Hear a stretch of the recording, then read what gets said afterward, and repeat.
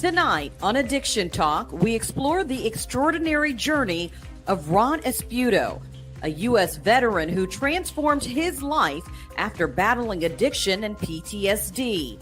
Rod will recount his personal struggles and his inspiring evolution into a well-known interventionist. With nearly 36 years of experience and over 15,000 interventions to his credit, he offers invaluable insight for families. He will also give us a behind-the-scenes look into his real-life intervention experiences and his time on the TV show Intervention. Rod's story is one of resilience, showing that even after relapsing following 15 years of sobriety, it's possible to rise again. Addiction Talk starts now.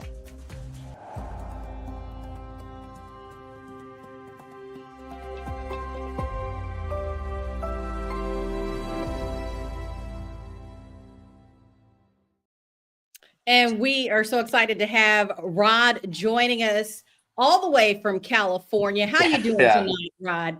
I'm good, Joy. How are you?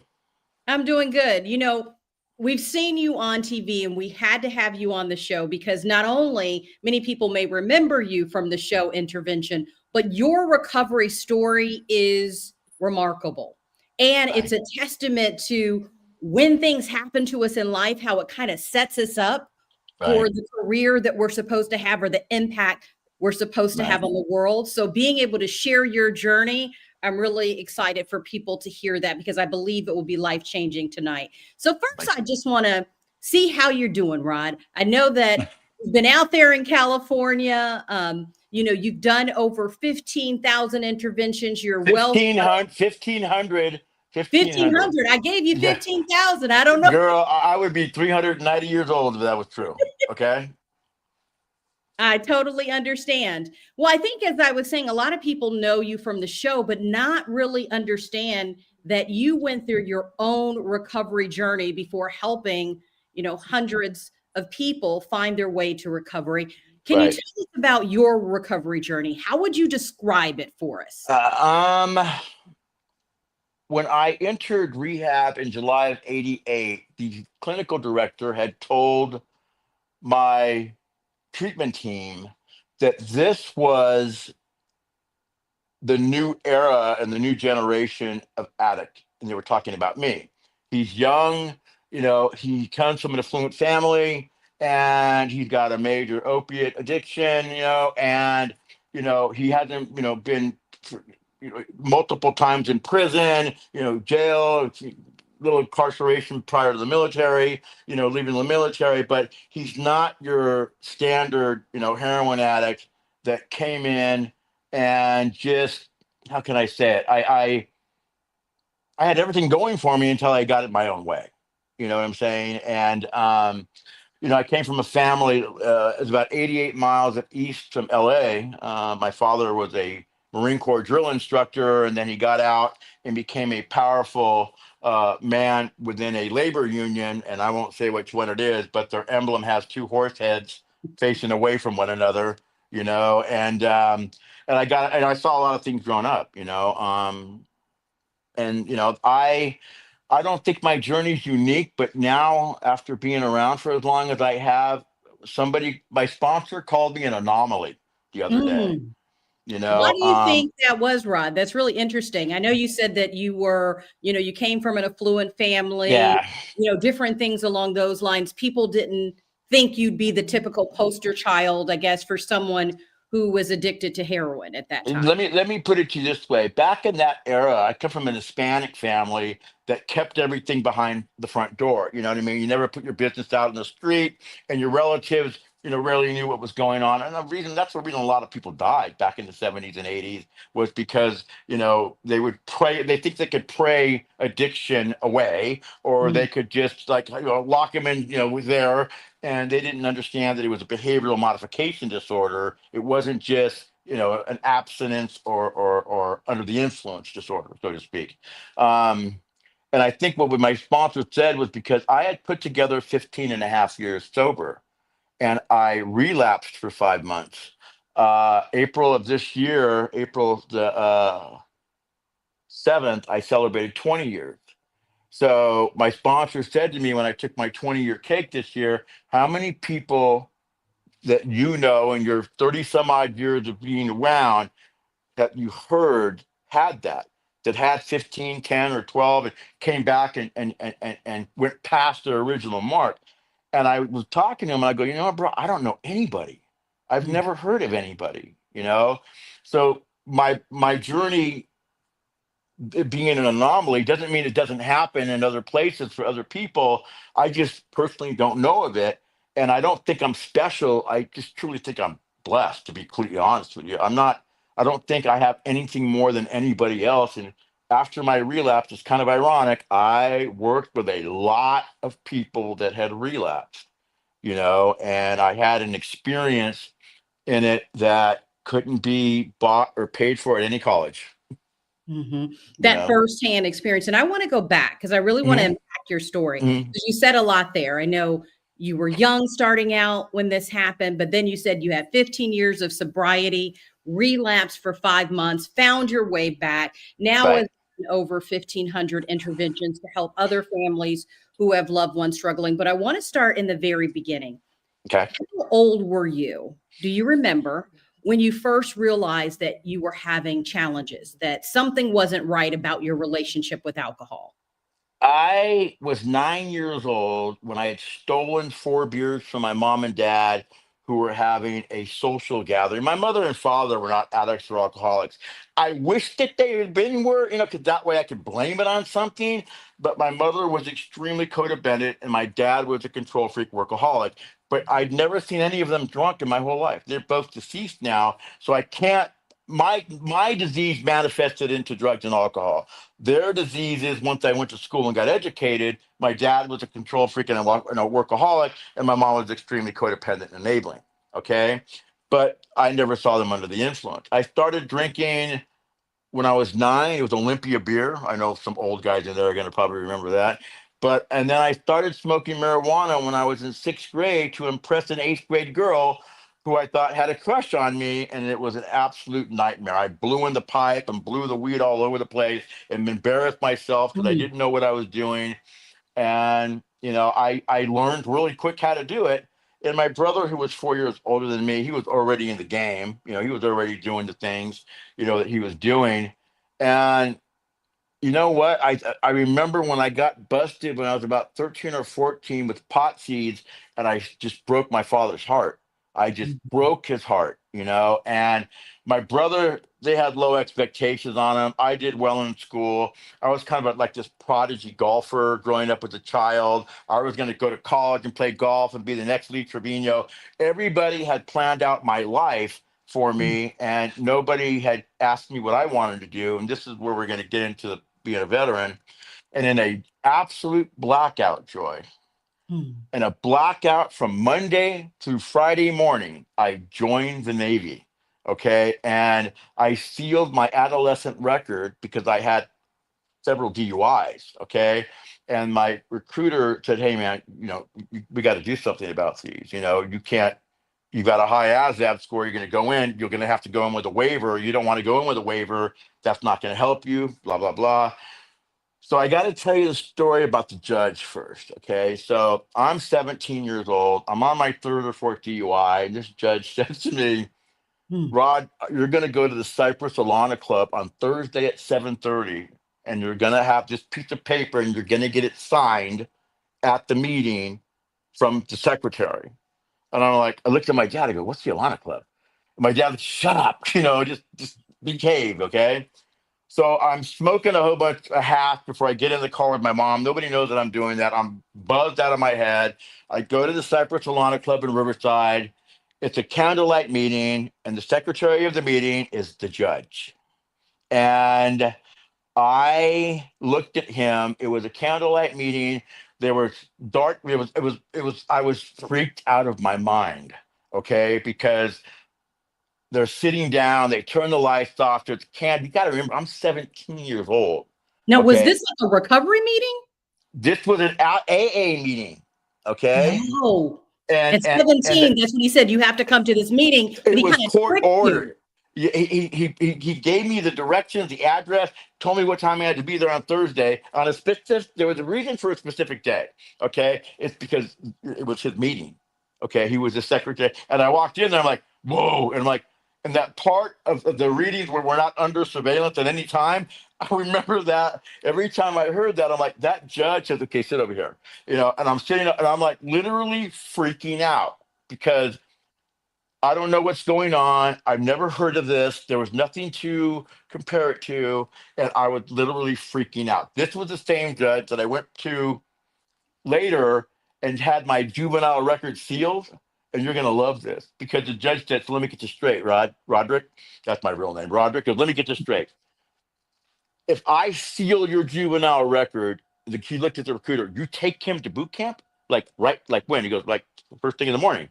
And the judge goes, Rod, did your dad know about this? I said, nope. He goes, perfect. You know what I mean? Because I know my dad's a powerful man and he just loves what's happening and he wants to help me. Okay. And he just wanted me out of his town, is what it was. Okay. And then, 48 hours, I wake up with a shaved head and recruit training command in San Diego, California. And I come to, and I remember going up to my company commander. There's been some misunderstanding, sir. I really am not supposed to be here. And they screamed at me in bloody murder to get back in line. And I just had to go with it, and I asked anybody else if they were in the same situation as me. Nobody else was. Oh my goodness, Rob. That is an interesting story. So here you go from being in front of the judge because you had multiple DUIs. He's like, you need to come to this meeting. You're not really sure what to expect. Realize you're at an AA meeting, but you're still high during that time, not really realizing. And then this same judge kind of helps you in the situation and is like, we'll get rid of that record or seal your record, I guess I should say. Right. For Yeah. you My to be juvenile able, record. Yeah. your juvenile record for you to go directly in the military, and you Right. wake up in the military, but nothing has really been solved. So what happened Nothing. when you got in the military, knowing that you were still struggling and that hadn't really been addressed? You know, Believe it or not, I had a senior chief in my unit who's an EA, and he came up to me. This is when I was already deployed, and stationed in Japan. And he says, Mr. Espudo, you need to embrace the term moderation. You fail at it every time you go out on liberty. And I'm like, all right, senior chief. They were giving me, Joy, 30-day notices on drug tests. Okay. And I would still fail them. They sent me to it was called, this is really funny. They sent me to it was called ARS, Alcohol Rehabilitation Station. This was 1985, 86, right? And what really confused me about the AA meetings that everybody was wearing their uniforms and rank was involved. And I didn't like that because it's like, and most of the people that were sharing in the meeting were people that had higher rank. The people with the lower rank weren't really sharing. It was really awkward for me to like experience that because I had never experienced it before and I had never experienced it since, where everybody's an equal in the meeting and there are no like, we do not govern is one of the traditions, So that's what happened so far. So how long did you stay in the military, I and did. how did you end up, dealing with, I know they said, hey, you have to have moderation. They're giving you 30 days notice for drug tests, but you're still failing them, but somehow you're still in the military. So how did you navigate that, and how much time were you there? I had about 4 months left and they sent me back to San Diego from overseas, and they said, "Look, you got 4 months. Sit over there. Don't do anything. Keep your hands to yourself. Get out and go away." They were not going to give me money to reenlist. Okay, and I couldn't even do it. I couldn't even go a month. I mean, I'm like, I'm in full blown addiction. Okay, I'm in not alcoholism. I'm in full blown addiction. Okay, and I cannot comprehend stopping. It's impossible. All right. And I hooked up with some shady people, as I was a shady person, and I got in trouble. I got caught, and I got invited to leave permanently. And This I'll is never from the military. forget When you said invited to leave permanently, that was from the military? that. Yeah, that I got out originally got out with an other than honorable discharge. Okay. And you know, later down the road, my father says, "You really want to change that discharge, Roderick, because you know what? Down the road," I go, "I'm not going to be a politician." I didn't. I was young. I was 23, 24, and then 5 years into my sobriety, my dad's like, "You really need to change this. You know, you don't want this following you." I was so resentful and bitter with the Department of Defense and the government and the Navy and everything that, I was, it wasn't for my dad, I wouldn't have done what I did to change that discharge. My dad pushed me and he was right. Okay. And as a direct result, I've probably in my life, and just so I want to bring this up. This is really important. So I get out, I go back to my parents' house and I am a huge mess. Okay. My parents take off to, my dad was working, like I said, in the union, and they had to go to Lake Tahoe. I'll never forget this. I had tried to commit suicide with a long rifle, and Mm. I went into treatment in July of '88 with a self inflicted gunshot wound. Okay. And it wasn't because I had like John Rambo and American Sniper PTSD. I don't know how to transfer from that world to this world trauma. And I had seen things and done some things that you just don't put in a resume. And nobody told me what I'm supposed to do with that information. And so, and I know if there's any veterans out there, I'm going to tell you something, and you're going to know that I know what you're going through. I wasn't getting loaded and drunk to get high. I was doing it so I could sleep because I couldn't fall asleep on my own. And if I did, I'd wake up, sweats, or I couldn't sleep at all. Yesterday I did an intervention, not to go too fast forward, on a young Marine. And I told him what I just told you. You're not drinking to like get drunk. You're drinking to go to sleep. And his eyes got big. He goes, "You totally get it, huh?" I'm like, "Yeah, I totally get it. And what ended up happening was is that my mother and father, because of my father, what he did for a living, they brought this man in to talk to me on July the 6th of 1988. Was this And before the self-inflicted gunshot wound? this is right after. This was Right after. literally, this is 3 weeks after the self-inflicted gunshot wound. This man, my dad says, "Hey, we got this guy coming over to talk to you. You need to not go anywhere." And I'm like, I was going to go play golf because he lived on a golf course in Riverside. I was going to go play golf. And I'm like, all right, I'll wait for him. The guy was running late. And if you don't know anything about logistics in California, this man came from Woodland Hills to Riverside, which is basically about 125 miles in the absolute worst Southern California traffic you could imagine. Mm. Okay. It's horrible. Okay. And he was late, and my guy's not coming. He had actually had a car phone. This was kind of funny. And he goes, "Yeah, he just called me. He's on his way." When he pull over, he goes, "No, he called me from his car phone." And I'm like, "There's no car phones, Dad. Stop it." All right. So the man showed up. He's 6'4", 5, kind of balding. He's got this gold Rolex watch, big old Mercedes. And I'm like looking at him and I'm like sizing him up because what I'd learned in the military is all these shrinks that were trying to talk to me. I learned how to do the therapeutic nod. You do this? Yeah, yeah, yeah, I do that. So I was prepared to like do the same thing with this. He was a doctor of psychology, the clinical psychologist. And he came to talk to me and he goes, "You know what, Rod, I don't think you're crazy." I go, "What do you mean?" He goes, "Well, you just got out." I go, "I just got out of the psych ward." He goes, "No, yeah, no, no, no. I don't think you're crazy. I think you're an alcoholic and I think you're an addict." And I'll never forget. I go, "Shh, what are you doing?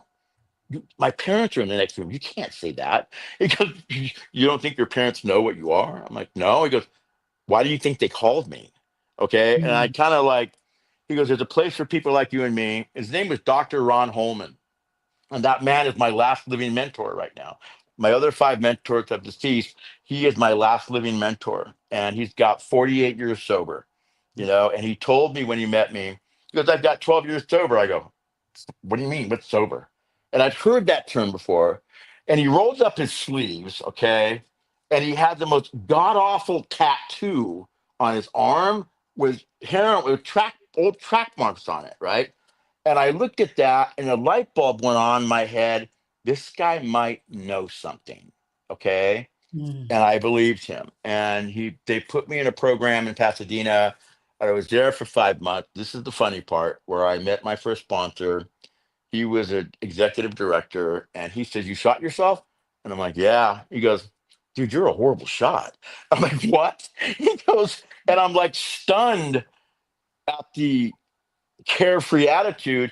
And this man's name was Jim Stillwell, and he was did 3 tours in Vietnam, and he did it with 25th Infantry, and he was a recovering heroin addict with 16 years sober, right? And I looked at this man, and that man saved my life. That man alone saved my life. Okay. And when I talk to people, I don't take it for granted. Any conversation that I have with a vet or anybody, I don't think I'm saving everybody's life. But that man went out of his way for me. And that's what I've done every day since I've been around since. And when you think about the fact that you met an interventionist who stepped in, who ended up being in your life, still in your life all these years, and then you had other people who you saw from all walks of life, an executive director, people who were experiencing what you experienced and being able to show you what they experienced and how that was transformative, and for you to realize, okay, for all these years, I didn't know what was going on. Did you have Right. any idea up to that point? Did you think of yourself as someone who was battling addiction, or did you think it was mental health? I mean, what did you think was going on with yourself during all that time? I'll be completely honest with you, Joy. These two men, in a matter of from July the 6th to the July 11th, when I got admitted into that program, in about a week-long period, I had met two people that I believe knew what I was going through. Okay. That I believed knew what they were talking about. Okay.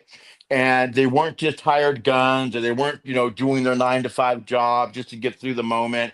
These people really went out of their way to care about me. And that made me uncomfortable. It made me feel kind of obligated and indebted to them to at least listen.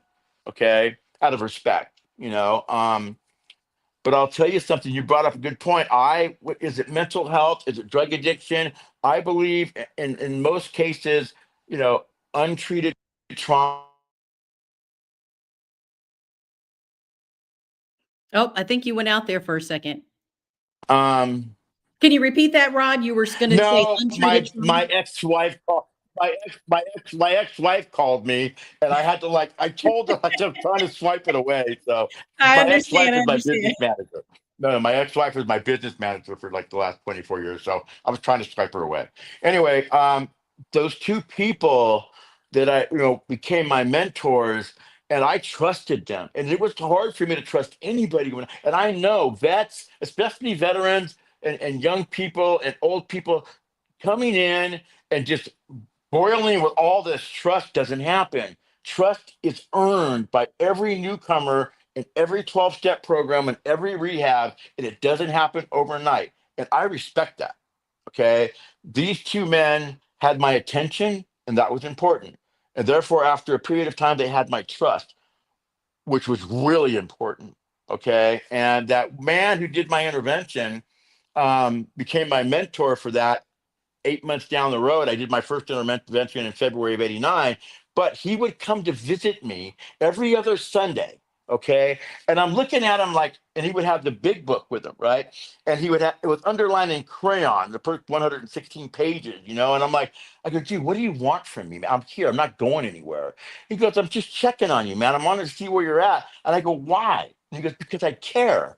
And Mm. I never heard that before, where it was drenched with sincerity. There was my alarms weren't going off. You know what I mean? My insecurities or my paranoia, none of that was happening. And that man who was the executive director and became my first sponsor, those two men in the beginning were exactly what I needed to stay at the time.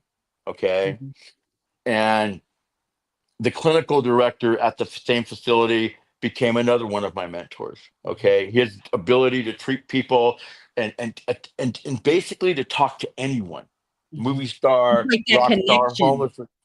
Yeah, and it's like, I want to be able. There's a saying that I was taught. If you can't make a difference, don't be paid any money to make a mess. Mm. Okay, and if I don't think I can reach somebody, I'm not going to try to help them, but I'll try and find somebody to help them. You know. Well, let me ask you this, Rod, because this is really interesting. Just, your story, how you got through the military, you get out, are dealing with a lot, but then your parents hire this interventionist and it changes your life. How did you go from knowing that somebody did this for you, that you were going to become an interventionist yourself? Not only just doing it one time or two times, but 1,500 interventions you've done in your life. How did that happen? And did you ever imagine that this would be your life? This is what happened. Dr. Holman called me up. Goes, "You in the office?" I said, "Yeah." He goes, "Look at, you remember that conversation I had with you in July?" I went, "Yeah."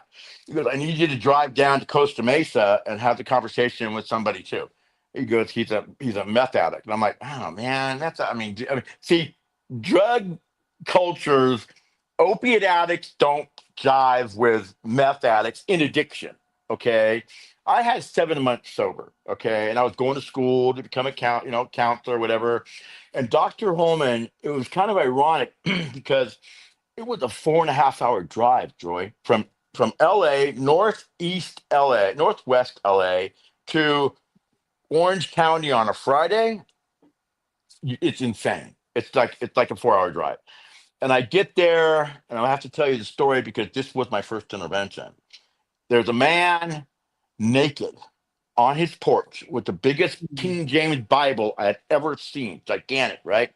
And I'm going up to him, and I'm like, "Hey, are you so and so?" He goes, "Yeah." I go, "I need to go get my cigarettes from the car." He goes, "What do you mean?" I go, "There's a pack in your pocket." I'm like, he saw the pack in my pocket. "I got to get another pack." He goes, "All right." So I call Dr. Holman. I go, "This guy's naked. He's on his porch. I think he's been awake since the Nixon administration. This guy's been like methed out of his head." He goes, "Yeah." I go, "And he's got a 357 Python gun right next to him sitting." He goes, "How do you know?" I go, "Dude, I know what that is." Okay. He goes, "Well, what if it's a 44?" I'm like, "Dude, there's no nickel plated 44 that I've ever seen." So he laughs at me. He goes, "Okay." As he's telling me this, trying to calm me down, his secretary is calling the Costa Mesa PD and the Costa Mesa PET team. And my first intervention looked like a SWAT, it looked like a hostage negotiation. And there was a news station helicopter flying over us. And my mother's trying to call me on my brick cell phone, telling me, "You're on TV, you're on TV, you're on TV." And because she recognized me in front of this house and what was going on. So my first intervention, which was absolutely horrible. It was, it wasn't good. And the next time I saw Dr. Holman, we had this conversation. He goes, "I needed you to learn what you don't know." So many people that are new in recovery that know this new language think they know something. And he was right. I see it to this day. You know what I mean? And I goes, "I needed you to know what you didn't know. I needed you to be willing to be taught." And that man taught me in a couple of years. He took me to some interventions with himself. And that man gave me a career, and he didn't even know that he did. Okay. Did you ever think And about giving up though, Rod, in that moment? I mean, no, when you're there and the SWAT's there and no. the TV cameras and all of that, are you thinking, do The I want to first do this? the first 50 interventions I did, I think maybe 9 or 10 of them were successful. Okay. And the other ones weren't, only because of my inability to communicate. And what I'd learned is that I went to school, and I went to University of California, Riverside, and I learned clinical terminology because I didn't want to sound like some AA guy or an NA guy using those languages, because that's a 12-step call. That's not an intervention. An intervention is a clinical act. It's like you're intervening with the family to get somebody into a program. Okay. A 12-step call is you try to get somebody back in the rooms of AA or NA. That's different. Okay. And I didn't want to sound like I didn't know what I was doing. So I learned clinical terminology really fast. Does that make sense? Yeah. So let me ask you this then. So you say your first 50, you had 9 successful, but you kept going. You knew that there was something about you that this is something I'm meant to do. Somehow, I guess you just had this gut feeling that this is what I'm meant to do. When did it finally click for you that you were destined to do this and that you were really good at it? Because out of the 1,500 people, how many people have you been able to help get into treatment? I will say this: my ex-wife is my business manager, and we did a statistic that I've got about an 85% success rate. That I can get somebody into treatment within 7 to 21 to 30 days after they meet me. Okay, the show Intervention. I got to be perfectly clear. They made me look awesome, but that's editing. That's not real life. Okay. And if you notice the show Intervention, and they told me this, out of the 200, this is back in 2009, out of the 200 and some that they've done episodes, only two people haven't gone. So they like putting this pressure on me. You got to succeed, right? And let me be absolutely clear. I did not agree to do the show Intervention until the eighth request, not because I thought I was special, but I didn't need the show to be successful. I had a really good practice in LA working in the music and motion picture industry throughout the 90s. I didn't need the show to be successful. I was already successful. I think people in my field that want to do, television shows or reality shows, if I had a choice to be being successful or being popular, I'll take successful any day. Hey, I can totally understand that one because you still have made such a big difference. And I want to help people to understand because people who've seen Mhm. the show, what do you think is real in terms of how a real intervention is? What is real and what is it really like versus what we see on TV? Because I'm sure when a lot of families call you, they're expecting potentially what they saw on TV. It took me about 7 years to break the stigmatism of people seeing me on that show. Okay, I was on seasons 2009 to 2012. Okay, I did not start getting calls from Hollywood until 2017. Okay, people in Hollywood did not want to see me on television. It wasn't necessary. Okay, I wasn't trusted after I did the show. To be honest with you, you know. It wasn't important for Agnes in Omaha, Nebraska to know who I was. Okay. It was only important that the lawyers and judges and agents in LA and Hollywood, that was more important than anything. I did this show because the person they sent for the eighth request to talk to me, who took me to lunch, said, "Wouldn't it be great if your daughter had something or evidence of what you do for a living?" And I'm like, "Yeah, you know what? Now they're using my kid against me." You know what I mean? And I did the show, I did the episodes, and I'll just say this, for families that are out there, that show is all about editing. Okay. That's what it's about. I'll give you some real facts about interventions. Only maybe one or two out of 7 or 8, I actually have families read letters to the addict or alcoholic. There's this generation of addict and alcoholic out there right now that has the attention span of a 5-year-old at Disneyland. You're not going to get them to sit down and listen to letters. So I will do 2 or 3 on one, 4 or 5 on one, one on one. Interventions all about that's the Johnson philosophy is the one with letters. I have my own philosophy. Okay, after 35, almost 36 years, it's like whatever I can do to mentally cut off the escape routes of the addict or alcoholic and get the family to support me and find out who the weak link is so I can kind of make sure I keep an eye on them so they're not undermining what we're trying to do with the addict or alcoholic. I'll be honest with you, I get some pretty good results. The one I did yesterday, the guy looked at me and his eyes lit up when we had, and I always look for that look when we have a bond, when we finally click, male or female, okay? And usually it's based on trauma or having dominating fathers growing up, or having, all these dreams and aspirations as a kid, and you end up living at your parents' house at 35 years of age, in the basement with nothing to do, and your mom and dad don't know what to do with you, okay? Um, that being said, I will say that, interventions, I've never seen any of the episodes. I saw my episodes and I was like, that's not what happened, but that's what, after editing, would happen. And it's entertainment. You have to remember the show Intervention is an entertainment show. Don't forget that. Okay. Mhm. Well, Did let's I break answer it? down some of the realities of what an intervention really is. What do you think in all your years of doing interventions? What do you think are maybe give me top 3 things that make a successful intervention? Because one thing you pointed out that I wanted to have you address in that when you're giving me what you consider to be successful is that the family plays a big role. And I think a lot of people think it's just the individual. So break it down for me, Rod. What are Are some you things? ready? Here we go, Joy. I'm going to tell you what I tell families. I have had more mothers and fathers undermine my client than any drug dealer or bar ever did. Does that make sense?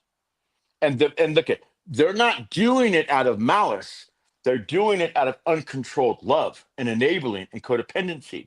And I always tell this because somebody told my mother this, and you don't tell a Mexican woman how to love their kid, okay? But let me tell you what the man said to my mom. He said, I'm not telling you how to love your son. I'm telling you how not to love your son. Okay. Mm. And then when I tell parents, look, I'm never going to tell a mother how to love their child. I'm just going to help you to not love them in a way that's kept them the way that they are right now. And I'm not going to say you're codependent and enabling, but I'm going to tell you what I'm a fan of. And I have a lot of families by Melody Beatty's Codependent No More. I have used that book. I've done What's the name of the 1,530 book interventions. again that you said? It's called Codependent No More by Melody Beatty. Melody, if you're watching this, I've made you a lot of money. You owe me a lunch. Okay. I have had wives, husbands, daughters, sons, you name it, you know, learn how to have a boundary without feeling bad. Okay. And from, the youngest intervention I ever did was on a 13-year-old crack addict in Alaska. And the oldest intervention I did was an 86-year-old federal judge. So when people say, you know, somebody's too old or somebody's this, no, no, no, no, no, no, no. That's my reference points as to the ages that I believe I could do an intervention for. Mm-hmm. Does that And make so sense? you said, yeah, I think that's really powerful because I want to dig into that a little bit more, Rod. Okay. But when you say Mhm. the family and they're thinking about the code, they think they're loving and they're protecting, but really you said they can undermine the process. How do they Yes. undermine the process? Does the person need to feel that they hit rock bottom? Is that what you're saying? I want to make sure that we're I'm not a doing what fan. we need. No, I'm not a fan of the term rock bottom because Okay. today with fentanyl, rock bottom can be death for some people. Okay. I'm a fan of um, if you tell your son or daughter or husband or wife that you've had enough of their drinking or using and they don't care, and you still cook them dinner, do their laundry, if you're still doing these things, I'm going to tell you what I had a family do today. And I know somebody's not going to like this, but you're not this family, okay? Family in North San Diego County. They had just got a restraining order on their son who's 35 years old. Mm. 35 years old, okay? He's been to multiple programs. And right now, he's also an anomaly. He had been a heroin addict for 14 years. And I guess he got tired of being Narcan because he switched to methamphetamine 3 months ago. And it's Mm. like the sixth time that I've seen that in almost 36 years. That's really rare. And I told the family he's in the honeymoon stages of the methamphetamine use. He really is. Okay. And he's in psychosis. So they're going to deliver a restraining order to him because he's taken the house hostage. They can't even live there. Okay. They've been living with the dad's brother. Okay. And people are like, oh my God. And I told the mom and I told the dad, I'm not telling you to throw your child on the streets. I will never tell any parent that. But I have personally in my own life, when my mom said to me, I need you to, after Dr. Holman talked to me, my mom said, I need you to go away. I don't want to find you dead. And I need you to go do whatever you're going to do and do it out there. I go, where's out there? She goes, on the streets. And my mom looked me dead in the eye. My mom was my last hustle. Okay. My mom was extremely codependent and enabling. When she told me that, I Mm. knew she meant it. And I said, okay, I'll go check out the rehab on Monday. You promise? I said, yes, I'll promise. Okay. I never wanted to see my mom ever have to tell me that again. Okay.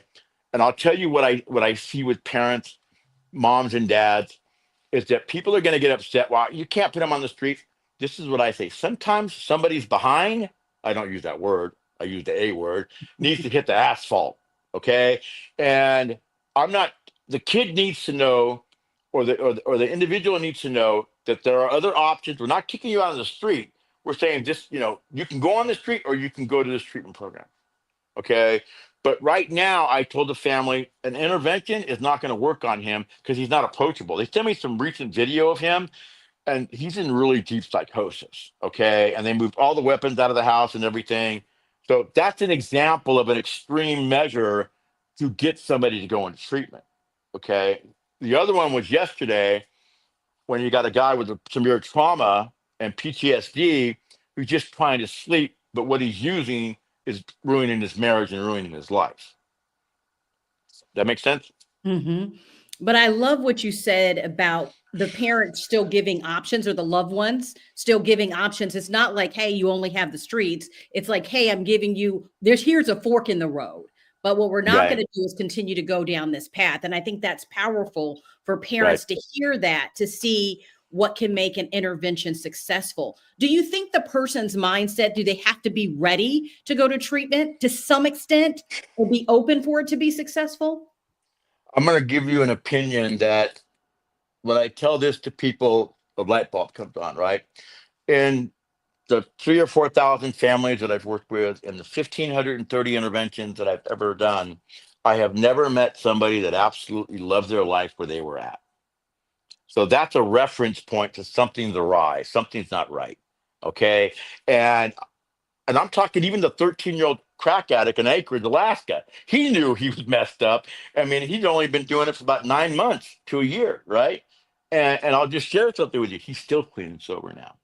And he's probably Mm. 34, 35 years old right now. Okay. What I'm getting at is that everybody that I've ever talked to, not everybody's gone, okay, to rehab, and not everybody went that day. But I will say this, I gave them an option to their current lifestyle and how they were living. That's to me, that's what an intervention is. And to let the family have a say so in establishing a boundary, with them that you got to do something, And my process is pretty good. I mean, I wouldn't change it. I've kind of tweaked it over the years, but I wouldn't change it. And just remember, for those of you out there, the show intervention, when they read the letters, I fought them on reading the letters because I told them, I'm like, hey, you know what? Not all my interventions are like that, but no, that's just what we have to do. And I'm like, all right, and we're doing with a crack addict or a coke addict or whatever, or a methadone addict. The younger they are, the farther I stay away from letters. The older Mhm. they are, the more I think they're either beat up or beat down to a point where they can listen to the letters. And I And when don't you say want letters, to are these letters from the family that the family letters from the is family, and, reading? and let me be perfectly clear, Joy. I have, if anybody follows me on social media, there's a back picture of me talking to a young lady on one of the episodes where I'm actually editing the letter, because I will edit all the letters that are read in my interventions, and I'll tell you why. I allow no shaming, finger pointing whatsoever. Okay. I and I'm going to give my secret away, but I'm close to retirement, so I'm going to give it to everybody here. What I have in my letters is the following. The first time, wait, before drugs and alcohol became a factor in that person's life, what do you remember? After drugs and alcohol became a factor in that person's life, what's something that stuck out that you remember? What are you willing to do to help this person go into treatment so they can go in, comfortably, safely, and whatever? What are you willing to do to make that happen? What are you unwilling to do if they don't want to go into treatment? Okay. It's real simple. Okay. And there's no shaming in there, no finger pointing. I won't let it happen. Okay. Interventions are volatile situations. I'm not going to bring fuel to it. Okay. And that's why I edit the letter. And the one time, a couple times I didn't edit the letters, Joy, it just got bad. I even had to freeze the woman from talking because she was shaming her ex-husband horribly. Now, are interventions usually volatile, do you find? Because I think a lot of people have a perception. Oh, did we lose you there, Rod? Rod, you still there? Uh-oh, you went Can you out hear for a me? second. Yes, we almost lost you there for a No, second. no, my phone's blowing up. No, my phone's blowing up. I have to like shoo people away. Um, but getting back to I would just say this to all the mothers and fathers out there that have addicts and alcoholics for children. I don't know what I have a 19-year-old daughter, and I've been blessed with a sarcastic, brilliant 19-year-old daughter, and I know what it's like to be a child of a prominent father and just be a mess. okay, and embarrass the family and what have you. My daughter said something to me one time, and I'll never forget it. Sometimes it's hard to talk to you, Dad, because of what you do, not because of who you are. And I looked at her and I went, fair enough. I don't like that, Emma, but I'll take it. Okay. And so for all mom and dads and sisters and brothers out there, I mean, I've not, I'm taking cases periodically, but I'm taking cases that are challenges, right? Just so I can, get the juices flowing so I can like be gun ho to help out. And for all the interventionists out there, I want to tell you something, what my blessings have been. I've never turned a family away because of money, not ever, and I never will. I won't go into my own pocket to help anybody out, even my own family. You don't believe me? Ask them, okay? But I'm not going to go into my own pocket to help out somebody. I'm just not going to do it, okay? However, I did an intervention in Garden Grove with a family, and they paid me in fives and tens and twenties, right? And it wasn't very much, like 100 and I think $60, right? And I put all that money underneath the doormat when I left with their daughter and my escort that I brought. I don't escort females by myself. I brought this, you know, and I said, I called the dad. I go, I think I left something underneath their doormat when we were leaving. Just make sure that you get it. And he called me back. He goes, why did you do that? I go, because you guys helped me to have a successful and smooth. It's not about the money. The money makes it business, Joy. That's it. But I'm not about the business being a priority. I'm about that I've got a God-given gift, and I know that I do, and I'm not going to hold it out to the highest bidder. That would make me shady. And Wow. those six mentors that I had, five of them will haunt me because they're deceased if they Well, found that Ron, out. Yeah. as I've been listening to your story, you've given us so many just different golden nuggets and insight into your story. You're someone who's been there. You've helped many people. You're continuing to help people.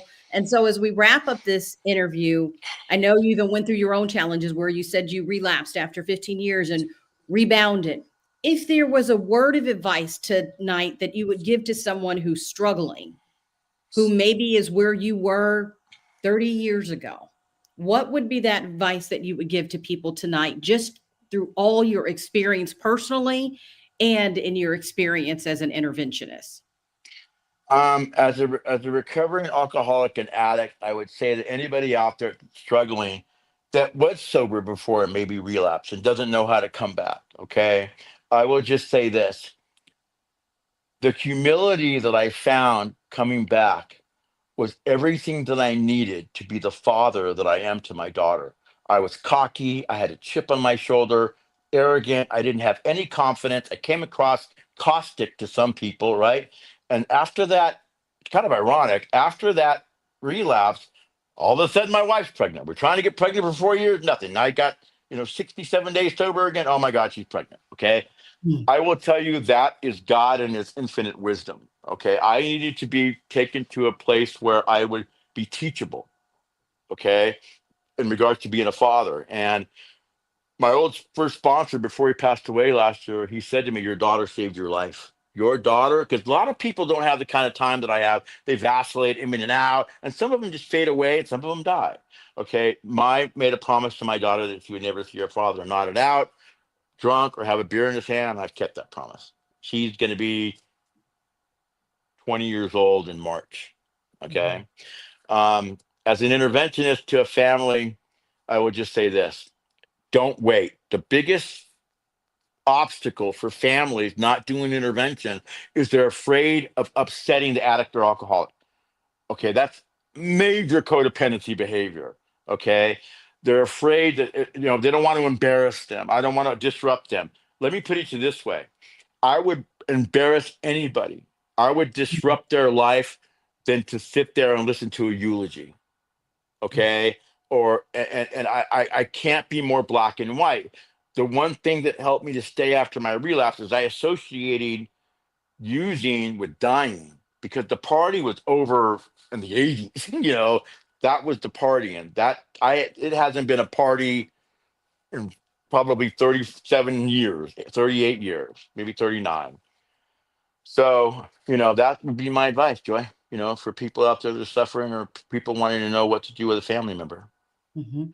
Well, I think that is very insightful wisdom, Rod. So we thank you for your time. And we also thank you for just giving back. I know you recently went to our Laguna Treatment Center and spoke to some of our Yeah. patients there. So we Yeah. thank you for that, because I think it's through stories like yours, Rod, that people have hope and they believe it's possible for them. Agree. I And if, agree with you. and Absolutely. if anybody takes anything away from tonight, you have given so many people hope. Thank you. I appreciate that. So Thank you. thank you, Rod, so much for joining us for Addiction Talk. And we're going to say goodnight to everyone who's watching. And we All hope that you took some golden nuggets away that will help you or a right. loved one in your life. Thank you so much. I appreciate it, Joy. Thanks for your time. Thank you, Perry.